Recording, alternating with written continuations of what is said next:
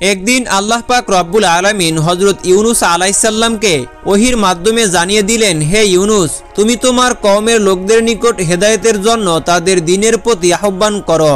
যদি তোমার কওমের লোকেরা হেদায়েত কবুল না করে তবে আমি তাদেরকে সেইভাবে ধ্বংস করে দিব যেভাবে ইতিপূর্বে আদ ও সামুদ জাতিকে ধ্বংস করেছিলাম। তারপর হযরত ইউনুস আলাইহিস সালাম তার কওমের লোকের নিকট গিয়ে বলল, হে আমার কওমের লোকেরা, তোমরা স্বীকার করে নাও যে আল্লাহ পাক রব্বুল আলামিন ব্যতীত আর কোনো উপাস্য নেই।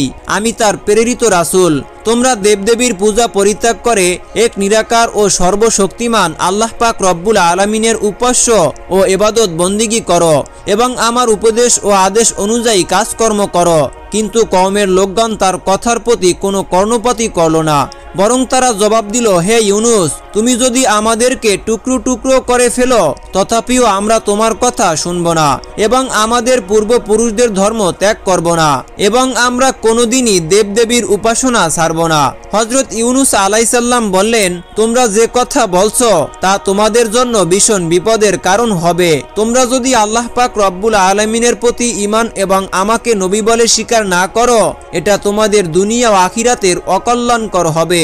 যদি তোমরা কল্যাণ এবং মঙ্গল কামনা করো তবে তোমাদের ভুল পথ পরিত্যাগ করে আল্লাহ পাক রব্বুল আলামিনের ইবাদতে লিপ্ত হও, আর নইলে অবশ্যই তোমাদের প্রতি আল্লাহ পাক রব্বুল আলামিনের গজব নাজিল হবে, আর আখিরাতে তোমরা অনন্তকাল ধরে দোজখের আগুনে জ্বলতেই থাকবে।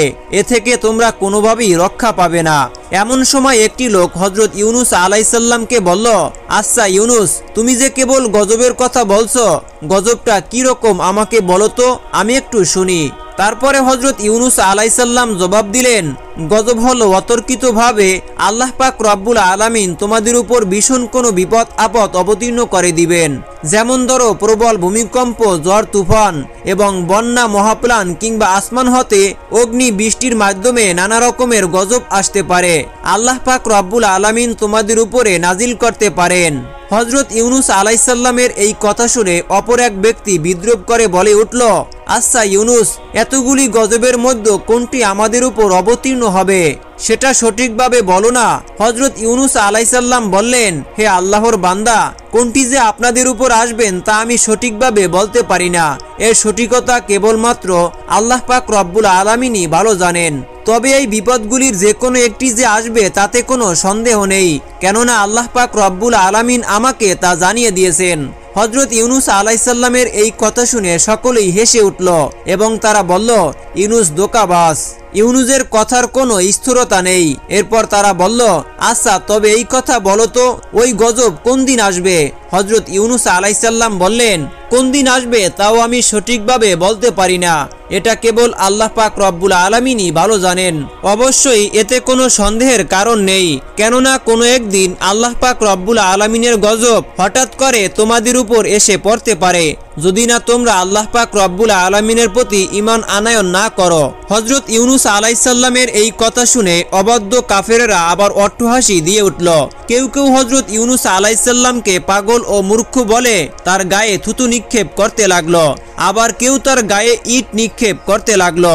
এরপর হযরত ইউনুস আলাইহিস সালাম ব্যথিত মনে তাদের নিকট থেকে উঠে চলে গেলেন। তাদের এইরূপ ব্যবহারের কারণে হযরত ইউনুস আলাইহিস সালাম খুবই ব্যথিত হয়েছিলেন, কেননা তিনি যাদেরকে সৎ উপদেশ দিয়েছিলেন তারা তো তার উপদেশের প্রতি কর্ণপাত করছেই না, উপরন্তু তারা তাকে বিদ্রোহ ও উপহাস করেছে। এভাবে তিনি তার কওমের লোকদের নিকট একাধারে 40 বছর পর্যন্ত দাওয়াত দিলেন, কিন্তু তার এই দাওয়াত ও প্রচেষ্টা সম্পূর্ণ ব্যর্থতায় পর্যবসিত হলো, কেননা কোনো মানুষ আল্লাহ পাক রব্বুল আলামিনের প্রতি ঈমান আনায়ন করল না। তারপর হযরত ইউনুস আলাইহিস সালাম আল্লাহ পাক রব্বুল আলামিনের দরবারে দুইখানা হাত তুলে প্রার্থনা জানালেন, হে মাবুদ, তুমি এই অবাধ্য লোকদের উপর তোমার গজব নাজিল করো। হযরত ইউনুস আলাইহিস সালামের এইরূপ দোয়ার পরিপ্রেক্ষিতে আল্লাহ পাক রব্বুল আলামিনের তরফ থেকে তাকে জানিয়ে দেওয়া হলো, হে ইউনুস, আমি যথাসময়ে তাদের উপর গজব নাজিল করব, এই ব্যাপারে তুমি তাড়াহুড়া করিও না। ইউনুস আলাইহিস সালাম বললেন, হে মাবুদ, আপনি কোন দিন তাদের উপর গজব নাজিল করবেন আল্লাহ পাক রব্বুল আলামিনের পক্ষ থেকে তাকে উত্তর দেওয়া হলো, যখন সময় হবে ঠিক সেই সময় আমি তাদের উপর গজব নাজিল করব। এরপর একদিন হযরত ইউনুস আলাইহিস সালাম রাস্তা দিয়ে কোথাও যাচ্ছেন। এমন সময় তার সাথে কতিপয় কাফেরদের দেখা হলো। তারা তাকে বিদ্রুপের সঙ্গে জিজ্ঞেস করলো, হে ইউনুস, তোমার আল্লাহর তরফ থেকে আমাদের উপর গজব তো নাজিল হলো না। তোমার আল্লাহর তরফ থেকে আমাদের উপর নাকি গজব আসবে, কিন্তু কই গজব তো আসছে না।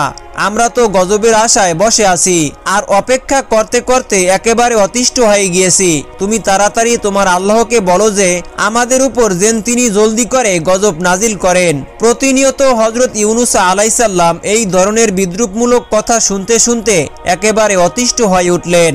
হযরত ইউনুস আলাইহিস সালামের আর সহ্য হচ্ছিল না। ওদিকে আল্লাহ পাক রব্বুল আলামিনের পক্ষ থেকেও গজবের সুনির্দিষ্ট তারিখ সম্পর্কে তাকে জানিয়ে দেওয়া হয়নি। তার লজ্জা ও দুঃখ ক্রমেই বেড়ে চলছে।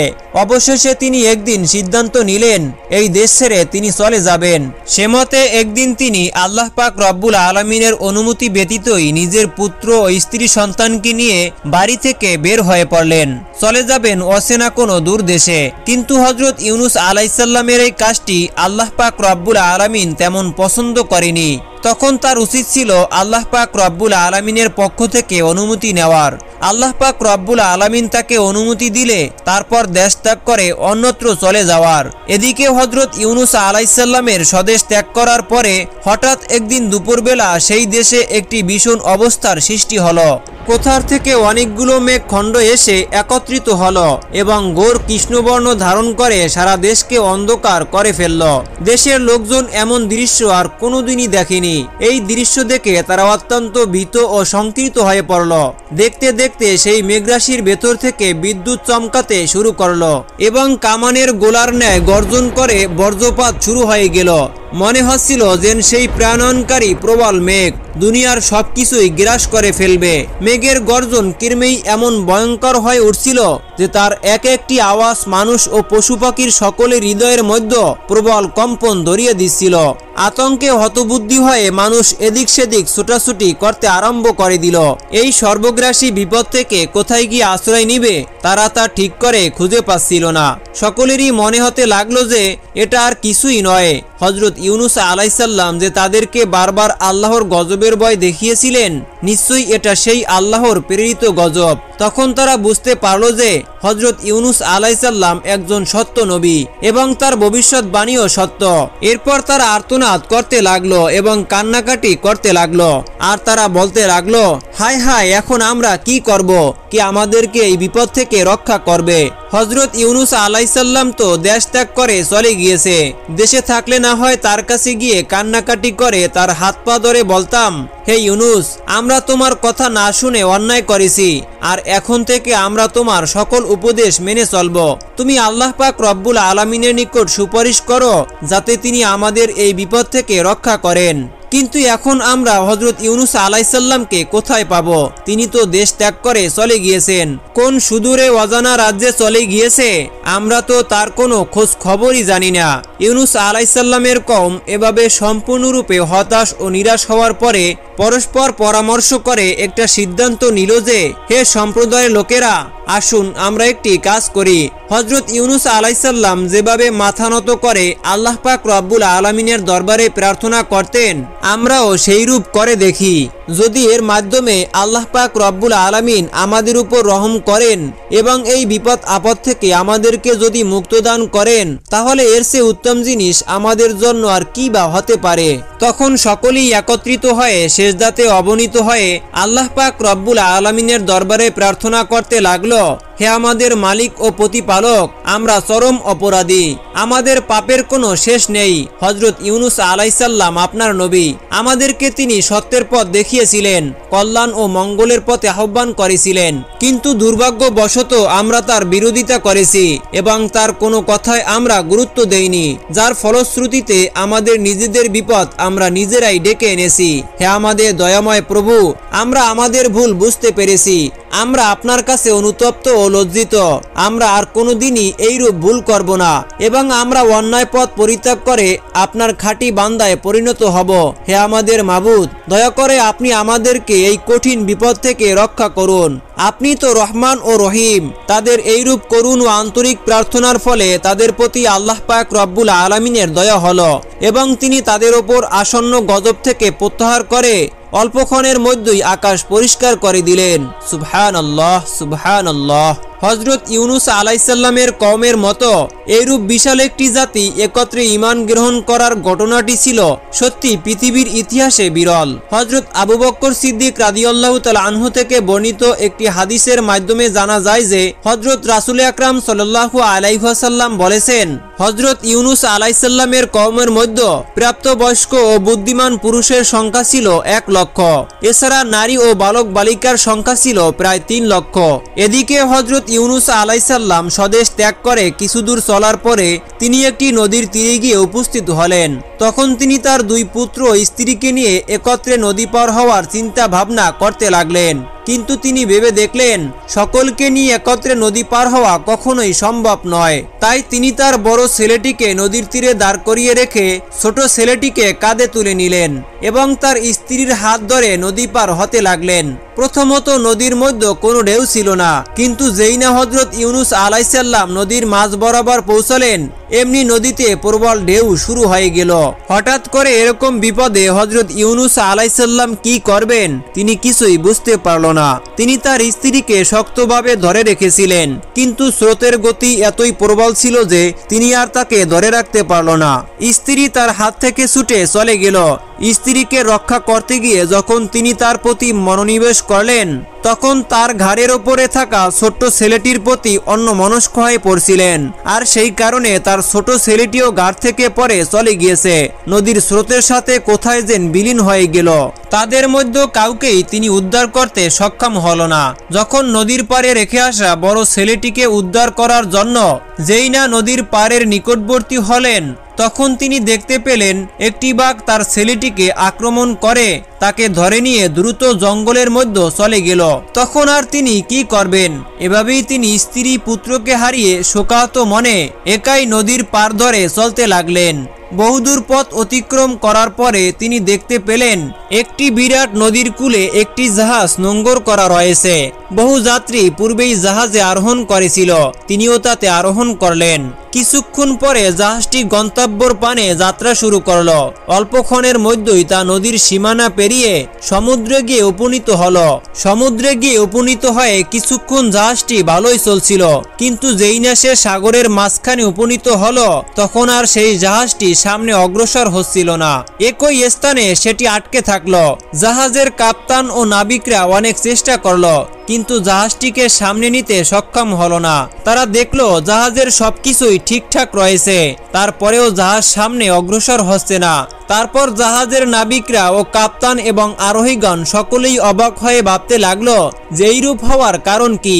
ওই জাহাজে একজন ধর্মভীরু কামিল বুজুর্গ লোক ছিলেন। তিনি বললেন, নিশ্চয়ই জাহাজে এমন একজন লোক আছে যে তার মালিকের কাছে না বলে পালিয়ে এসেছে এবং সে এই জাহাজে আরোহণ করেছে, আর তার পাপের কারণে জাহাজ সামনে চলছে না। সেই ব্যক্তিকে যতক্ষণ পর্যন্ত জাহাজ থেকে ফেলে না দেওয়া হবে ততক্ষণ পর্যন্ত জাহাজ বিপদমুক্ত হবে না। তখন এক এক করে জাহাজের প্রত্যেক আরোহীর কাছে জিজ্ঞাসা করা হলো যে তোমাদের মধ্যে কি এমন কেউ আছে যে তার মালিকের কাছে অনুমতি ব্যতীত পালিয়ে এসেছে? কিন্তু সকল যাত্রীরা একথা অস্বীকার করলো। তখন হযরত ইউনুস আলাইহিসসালাম ভাবতে লাগলেন যে আমি মালিকের কাছে না বলে পালিয়ে এসেছি। আমি আমার মহান প্রতিপালক সর্বশ্রেষ্ঠ আল্লাহ পাক রব্বুল আলামিনের অনুমতি না নিয়েই স্বদেশ ত্যাগ করে পালিয়ে রওনা হয়েছি। আমার মতো এত বড় পাপী আর কে বা হতে পারে? হযরত ইউনুস আলাইহিসসালাম এই কথা চিন্তা করে তিনি জাহাজ কর্তৃপক্ষের নিকট গিয়ে বললেন, আমি আমার মালিকের নিকট না বলে পালিয়ে এসেছি, আপনারা আমাকে সাগরে নিক্ষেপ করে দিন। আমাকে সাগরে নিক্ষেপ করা হলে জাহাজ চলতে শুরু করবে এবং আপনারা সকলেই বিপদমুক্ত হয়ে যাবেন। ইউনুস আলাইহিসসালাম এই কথা বললেও তার লাবণ্যময় চেহারা সুরত দেখে কেউই বিশ্বাস করতে পারল না যে তিনি কারো গোলাম হতে পারেন। কোনো গোলামের এই আচরণ এবং কথাবার্তা এরূপ হতে পারে না, বরং তাকে সকলেই বিশেষ কোনো সম্ভ্রান্ত লোক বলে মনে করতে লাগলো। কিন্তু হযরত ইউনুস আলাইহিস সালাম যখন নিজেকে বারবার অবাধ্য গোলাম বলে তাদের নিকট প্রকাশ করতে লাগলো, তখন জাহাজের লোকজন বাধ্য হয়ে একটি সিদ্ধান্ত নিল যে সেই অবাধ্য লোকটিকে ধরার জন্য লটারি করা হবে। এরপর তারা লটারি করলো, কিন্তু যতবারই লটারি করলো প্রত্যেকবারই হযরত ইউনুস আলাইহিস সালামের নাম উঠল। তখন তাদের কাছে হযরত ইউনুস আলাইহিস সালামকে সমুদ্রে নিক্ষেপ করা ছাড়া আর কোনো উপায় ছিল না। তারপর তারা তাকে সমুদ্রে নিক্ষেপ করলো। সমুদ্রে নিক্ষেপ করার সাথে সাথে জাহাজটি আবার পূর্বের ন্যায় চলতে আরম্ভ করলো এবং জাহাজের সকল যাত্রীরা বিপদমুক্ত হয়ে গেল। এদিকে হযরত ইউনুস আলাইহিস সালাম যখন সমুদ্রে নিক্ষেপ হলেন, এরপর হযরত ইউনুস আলাইহিস সালামকে একটি বিরাট মাছ এসে তাকে গিলে ফেলল। দুর্যোগের উপর যেন মহা দুর্যোগ, বিপদের উপর বিপদ। হযরত ইউনুস আলাইহিস সালাম দেশ ত্যাগ করে বের হওয়ার পরে প্রথমে তিনি নিজের স্ত্রী এবং পুত্র সন্তানকে হারিয়েছেন। এরপর তিনি নিজে সমুদ্রে নিক্ষেপ হয়ে মাছের পেটে চলে এসেছেন। এর চেয়ে বড় বিপদ আর কি বা হতে পারে। আল্লাহ পাক রব্বুল আলামিনের একজন বিশিষ্ট নবী হওয়া সত্ত্বেও আল্লাহ পাক রব্বুল আলামিনের অনুমতি ব্যতীত স্বদেশ ত্যাগ করার কারণে আল্লাহ পাক রব্বুল আলামিন তাকে এই কঠিন বিপদ ও বালা মুসিবত দিয়ে পরীক্ষা করেছিলেন। আল্লাহ পাক রব্বুল আলামিনের উদ্দেশ্য ছিল এই যে ইউনুস আলাইহিস সালামের এই ঘটনাটি যেন অন্যান্য নবী রাসূল এবং বিশ্বের মুসলমানদের জন্য একটি আদর্শ হিসাবে প্রতিষ্ঠিত হয়ে থাকে।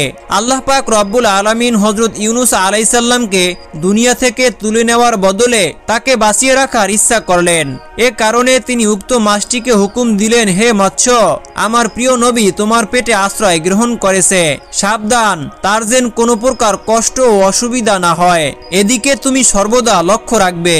হযরত ইউনুস আলাইহিস সালাম মাছের পেটে যাওয়া মাত্রই কেঁদে কেঁদে আল্লাহ পাক রব্বুল আলামিনের দরবারে ইস্তেগফার করতে লাগলেন এবং তিনি ফরিয়াদ করতে লাগলেন, হে মাবুদ, তুমি আমাকে ক্ষমা করে দাও, আমি আর কোনোদিন তোমার অসন্তুষ্টিমূলক কোনো কাজ করব না, তুমি আমার এবারের অপরাধগুলো অনুগ্রহপূর্বক মার্জনা করো। তিনি এভাবে আল্লাহ পাক রব্বুল আলামিনের দরবারে কাকুতি ও মিনতি করেছিলেন আর বারবার দোয়া পড়েছিলেন, লা ইলাহা ইল্লা আনতা সুবহানাকা ইন্নী কুনতু মিনাজ জালিমিন, লা ইলাহা ইল্লা আনতা সুবহানাকা ইন্নী কুনতু মিনাজ জালিমিন। হে আল্লাহ, আপনি ছাড়া কোনো মাবুদ নেই, আপনি পবিত্র আর আমি জালিমের অন্তর্ভুক্ত। এভাবেই একাধারে হযরত ইউনুস আলাইহিস সালাম মাছের পেটে 40 দিন কাটালেন এবং ইউনুস আলাইহিস সালাম মাছের পেটে থেকে বিরতিহীনভাবে এই দোয়াটি পাঠ করতে লাগলেন। তিনি বুঝতে পারছিলেন না কখন দিন হচ্ছে আর কখন রাত হচ্ছে। 40 দিনে হযরত ইউনুস আলাইহিস সালাম সর্বমোট 1,40,000 বার এই দোয়াটি পাঠ করেছিলেন। শেষ পর্যন্ত আল্লাহ পাক রব্বুল আলামিন হযরত ইউনুস আলাইহিস সালামের প্রতি দয়া দেখালেন এবং তিনি বললেন তিনি তার প্রিয় বান্দার এই রকম অবস্থায় আর অবিচল থাকতে পারল না। তখন তিনি ওহীর মাধ্যমে তাকে জানালেন, হে ইউনুস, তুমি যেই দোয়াটি পাঠ করেছিলে এই দোয়াটি যদি তুমি পাঠ না করতে তাহলে কিয়ামতের আগ পর্যন্ত তুমি মাছের পেটেই থাকতে, কোনোদিনই তুমি মুক্তি পেতে না। আল্লাহ পাক রব্বুল আলামিন কোরআনুল কারিমে ঘোষণা করেছেন, আমি ইউনুসের ডাকে সাড়া দিলাম এবং তাকে বিপদ মুক্ত করে দিলাম, আর এভাবেই আমি মুমিনদেরকে বিপদ মুক্ত করে থাকি। 40 দিন যাবৎ হযরত ইউনুস আলাইহিস সালাম মাছের পেটে কোনো রকমের খাবার বা পানি গ্রহণ করেননি। আল্লাহ পাক রব্বুল আলামিনের তাসবিহ ছিল তার একমাত্র খোরাক। আল্লাহ তাআলা হযরত ইউনুস আলাইহিস সালামের প্রতি কৃপা ও প্রদর্শন এবং তার দোয়া কবুল করার সঙ্গে সঙ্গে মাছটির পেটে অনেক ব্যথা ও বেদনা শুরু হয়ে গেল। মাছটি ব্যথা ও যন্ত্রণায় অস্থির হয়ে পড়ল। এরপর আল্লাহ পাক রব্বুল আলামিনের নির্দেশে একটি জনমানবহীন মরুময় দ্বীপে মাছটি হযরত ইউনুস আলাইহিস সালামকে উদ্গ্রীন করে দিল এবং এভাবেই সে নিজের পেটের ব্যথা থেকে মুক্তি লাভ করল আর শান্তি ও স্বস্তির মুখ দেখল। হযরত ইউনুস আলাইহিস সালাম তখন প্রায় জীবন্ত মৃত্যুর মতো হয়ে পড়েছিল। সামুদ্রিক মাছ ইউনুস আলাইহিস সালামকে নির্জন দ্বীপে উদ্গ্রীন করে দিয়ে সমুদ্রেই চলে গেল। মাছটি ইউনুস আলাইহিস সালামকে যেই দ্বীপে উদ্গ্রীন করে দিয়েছিল সেই দ্বীপে না ছিল কোনো জনমানবের চিহ্ন এবং না ছিল কোনো গাছপালার চিহ্ন। দীর্ঘ 40 দিন মাছের পেটে অবস্থান করার কারণে হযরত ইউনুস আলাইহিস সালামের শরীরের চামড়াগুলি একেবারে পাতলা হয়ে গিয়েছিল। দ্বীপটি মরুময় হওয়ায় এবং গাছপালা না থাকায় রৌদ্রের তাপ হযরত ইউনুস আলাইহিস সালামের শরীরে সরাসরি পতিত হতে লাগলো আর এতে হযরত ইউনুস আলাইহিস সালামের অনেক কষ্ট ও যন্ত্রণা অনুভব হতে লাগলো। অপরদিকে ক্ষুধা ও তৃষ্ণাতেও তিনি একেবারে কাতর হয়ে পড়েছিলেন। কিন্তু তিনি কি খাবেন? সমুদ্রের পানিও ছিল লবণাক্ত এবং আশেপাশে এমন কোনো খাবারও নেই যেই খাবার খেয়ে তিনি নিজের শরীরের শক্তি ফিরিয়ে আনতে পারে। খুবই নির্জন পরিবেশ। হযরত ইউনুস আলাইহিস সালামের প্রতি আল্লাহ পাক রব্বুল আলামিনের রহমত অবতীর্ণ হলো। যেখানে তিনি অর্ধমৃত্যু অবস্থায় শায়িত ছিলেন, তার একেবারে নিকটে আল্লাহ পাক রব্বুল আলামিন একটি লাউ গাছ উৎপন্ন করে দিলেন। দেখতে দেখতে লাউ গাছটি বড় হয়ে গেল এবং বড় হয়ে ক্ষান্ত থাকলো না, তাই একটি ঝোপে পরিণত হলো। আর হযরত ইউনুস আলাইহিস সালামের শান্তির জন্য পরম আরামদায়ক ছায়া প্রদর্শন করতে লাগলো। আল্লাহ পাক রব্বুল আলামিনের এই অশেষ কৃপায় ইউনুস আলাইহিস সালাম অশেষ শুকরিয়া আদায় করলো। সুবহানাল্লাহ। হযরত ইউনুস আলাইহিস সালাম সেই অবস্থানে বিশ্রাম করে তার প্রাণ শীতল হয়ে গেল। একটু পরেই তিনি দেখতে পেলেন সেই গাছে কতগুলি ফল ধরল। দেখতে দেখতে সেই ফলগুলি বড় হয়ে গেল। এই ফলগুলি দেখতে লাউর মতো হলেও সেগুলো ছিল অত্যন্ত মিষ্টি ও সুস্বাদু। তার মধ্য থেকে আল্লাহ পাক রব্বুল আলামিন একটি ফল হযরত ইউনুস আলাইহিস সালামকে ভক্ষণ করার ব্যবস্থা করে দিলেন। সেই ফলটি ভক্ষণ করে ইউনুস আলাইহিস সালাম দেখলেন এমন সুমিষ্ট ও সুস্বাদু ফল তিনি আর জীবনেও আর ভক্ষণ করেনি। তার কারণ ছিল এই যে এটি ছিল জান্নাতি ফল। এভাবেই আল্লাহ পাক রব্বুল আলামিন তার ক্ষুধা নিবারণ করলেন। তারপর এবার চিন্তা করতে লাগলেন, ক্ষুধা তো দূর হলো, কিন্তু এবার তিনি তৃষ্ণা কিভাবে নিবারণ করবেন? হযরত ইউনুস আলাইহিস সালামের এই চিন্তা করার সাথে সাথে তিনি দেখতে পেলেন পুষ্টপিষ্ট সুস্থবান এবং স্বাস্থ্যবান একটি বকরি তার দিকে ছুটে আসছে। তারপর তিনি সেই বকরির দুধ পান করে তৃষ্ণা নিবারণ করলেন। আর হযরত ইউনুস আলাইহিস সালাম আল্লাহ পাক রব্বুল আলামিনের দরবারে লাখ লাখ শুকরিয়া আদায় করলেন। এভাবে কয়েকদিন পর্যন্ত হযরত ইউনুস আলাইহিস সালাম সুমিষ্ট ফল ও বকরির দুধ পান করে নিজের শরীরে যথেষ্ট শক্তি ও শান্তি অনুভব করতে লাগলেন। এমন অবস্থায় আল্লাহ পাক রব্বুল আলামিন তার নিকট ওহী প্রেরণ করলেন, হে ইউনুস, তুমি যেই দ্বীপে অবস্থান করেছো তার অনতি দূরে একটি বস্তি রয়েছে। তুমি গিয়ে তাদের কাছে দ্বীনের দাওয়াত দাও। এরপরে তোমার কওমের লোকদের কাছে ফিরে গিয়ে তাদেরকে হেদায়েত করতে থাকো। আল্লাহ পাক রব্বুল আলামিনের পক্ষ থেকে এইরূপ আদেশ পেয়ে হযরত ইউনুস আলাইহিস সালাম সেই দ্বীপ থেকে সামনে চলতে লাগলেন। কিছু দূর অগ্রসর হবার পরে তিনি একটি লোকালয়ের কাছে উপস্থিত হলেন। সেখানকার মানুষের চরিত্র ছিল অতি উত্তম। তারা ইতিপূর্বে হযরত ইউনুস আলাইহিস সালামের নাম শুনেছিল এবং তাকে নিজেদের মধ্যে পাওয়ার জন্য অধীর আগ্রহে বসেছিল।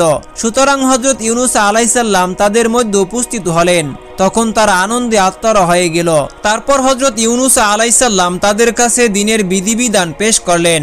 আর তারা আল্লাহ পাক রব্বুল আলামিনের দ্বীন কবুল করে হযরত ইউনুস আলাইহিস সালামের উম্মতে পরিণত হলো। তারপর হযরত ইউনুস আলাইহিস সালাম সেই দেশের সর্বত্র ভ্রমণ করে ওয়াজ নসিহত করতে লাগলেন। একদিন হযরত ইউনুস আলাইহিস সালাম একটি মজলিসে ওয়াজ করছিলেন। এমন সময় কোথা থেকে যে নবীর স্ত্রী ও তার ছোট ছেলে সেখানে উপস্থিত হলো। নবী তাদেরকে দেখে অত্যন্ত অবাক হলেন এবং আল্লাহ পাক রব্বুল আলামিনের দরবারে অশেষ শুকরিয়া আদায় করলেন। তারপর তিনি তার স্ত্রীর নিকট তাদের বেঁচে থাকার ঘটনাটি জানতে চাইলেন। তার স্ত্রী বললেন, আমরা আপনার হাত থেকে ছুটে পানির মধ্যে হাবুডুবু খাচ্ছিলাম। প্রবাল স্রোতে কখন আমাদের পানি তলিয়ে নিয়েছিল, আবার কখন উপরে ভাসিয়েছিল, আমরা অত্যন্ত ভীত হয়ে পড়ছিলাম। এভাবে কয়েক ঘন্টা চলার পরে আমাদের পায়ের নিচে মাটি আসলো। তখন আমরা সেখানে সোজা হয়ে দাঁড়ালাম। আর এর মধ্যে স্রোতের প্রবণতা কিছুটা কমে গেল। একটু পরেই আমরা দেখতে পেলাম যে সেখানকার পানি সম্পূর্ণরূপে শুকিয়ে গিয়েছে। তখন আমরা সেখান থেকে উঁচু স্থানের দিকে হাঁটতে লাগলাম। কিছু দূর হাঁটার পরে আমাদের সাথে কয়েকজন মানুষের দেখা সাক্ষাৎ হলো। তারা আমাদেরকে অসহায় অবস্থায় দেখে আমাদের নিকট আসলো এবং আমাদের পরিচয় জিজ্ঞাসা করলো। আমি তখন আপনার নাম বলে পরিচয় দিলাম। তারা আমাদেরকে যথেষ্ট সম্মান এবং প্রদর্শন করে তাদের সঙ্গে নিয়ে চলল। আমরা তাদের সাথে তাদের বাড়িতে গিয়ে পৌঁছলাম। তারা আমাদেরকে সেখানে আশ্রয় দিল এবং আমাদের থাকা খাওয়ার সম্পূর্ণ ব্যবস্থা করে দিল। এভাবেই আমাদের দিন চলল। এরপরে একদিন আমি স্বপ্নে দেখলাম একজন শুক্র পোশাক পরিহিত ব্যক্তি আমাকে বলছে, হে নবীর স্ত্রী, তোমার স্বামীর উপর আল্লাহ পাক রব্বুল আলামিনের পরীক্ষা শেষ হয়েছে। অল্প দিনের মধ্যেই তার সাথে তোমার সাক্ষাৎ হবে এবং আল্লাহ পাক রব্বুল আলামিন তোমাদের সুখের দিন ফিরিয়ে দিবেন। এরপর একদিন আমরা জানতে পারলাম যে আপনি এই লোকালয়ে আগমন করেছেন, আর এই খবর পেয়েই আমরা আপনার কাছে এসে উপস্থিত হলাম। স্ত্রীর মুখে এই কাহিনী শুনে নবী অনেক খুশি হলেন এবং আল্লাহ পাক রব্বুল আলামিনের দরবারে লাখ লাখ শুকরিয়া আদায় করলেন। একদিন পরে হযরত ইউনুস আলাইহিস সালাম এক বৈঠকে বসে ওয়াজ করছিলেন। এমন সময় একজন লোক এসে উপস্থিত হয়ে নবী হযরত ইউনুস আলাইহিস সালামকে একটি ঘটনা বলল। সে বলল, হুজুর, আমরা 8 থেকে 10 জন লোক একটি জঙ্গলে কাঠ কাটার উদ্দেশ্যে গমন করলাম। হঠাৎ আমরা দেখতে পেলাম যে একটি বাঘ একটি বালককে নিয়ে দ্রুত জঙ্গলের অভ্যন্তরে চলে যাচ্ছে। তখন আমরা সকলেই মিলে অস্ত্র শস্ত্র নিয়ে বাঘটিকে ধাওয়া করলাম। আমাদের দাওয়া খেয়ে বাঘটি বালকটিকে ছেড়ে চলে গেল। বালকটি সম্পূর্ণ মুমূর্ষ অবস্থায় পড়েছিল। এরপর আমি ও আমার বন্ধুরা বালকটিকে বাড়িতে নিয়ে আসলাম। অনেক চিকিৎসা ও সেবা যত্ন করলাম, যার কারণে সে সম্পূর্ণরূপে আরোগ্য লাভ করল এবং সে সম্পূর্ণ সুস্থ হয়ে উঠল। সুস্থ হওয়ার পরে সে তার সম্পূর্ণ ঘটনা আমাদেরকে খুলে বলল এবং সে বলল যে আমি আল্লাহর নবী হযরত ইউনুস আলাইহিস সালামের পুত্র। তখন হযরত ইউনুস আলাইহিস সালাম বললেন, আমার পুত্র কোথায়? তাকে জলদি নিয়ে এসো। লোকটি বলল, হুজুর, এক্ষুনি আমার সঙ্গে লোকজন তাকে নিয়ে আপনার কাছে উপস্থিত হবেন। এর কিছুক্ষণ পরে হযরত ইউনুস আলাইহিস সালামের ছেলেটিকে নিয়ে কিছু লোক তার কাছে উপস্থিত হলো। ছেলেকে এভাবে অকল্পনীয়ভাবে ফিরে পেয়ে হযরত ইউনুস আলাইহিস সালাম আল্লাহ পাক রব্বুল আলামিনের দরবারে লাখ লাখ শুকরিয়া আদায় করতে লাগলেন এবং তার 2 চোখ দিয়ে অবিরল ধারায় আনন্দের অশ্রু বের হতে লাগলো। স্ত্রী পুত্রকে ফিরে পাওয়ার পরে হযরত ইউনুস আলাইহিস সালাম চিন্তা করলেন এবার তাকে স্বদেশ পানে ফিরে যেতে হবে এবং এটাই ছিল আল্লাহ পাক রব্বুল আলামিনের নির্দেশ। তারপর তিনি সেই দেশের লোকজনকে বিদায় জানিয়ে স্বদেশের পথে রওনা করলেন। প্রিয় দর্শক, এটাই ছিল হযরত ইউনুস আলাইহিস সালামের ঘটনা। ভিডিওটি যদি আপনাদের কাছে ভালো লেগে থাকে তাহলে অবশ্যই একটি লাইক করে আপনার মূল্যবান বক্তব্যটি পেশ করতে পারেন। দেখা হচ্ছে পরবর্তী ভিডিওতে। সে পর্যন্ত ভালো থাকুন, সুস্থ থাকুন। আল্লাহ হাফেজ।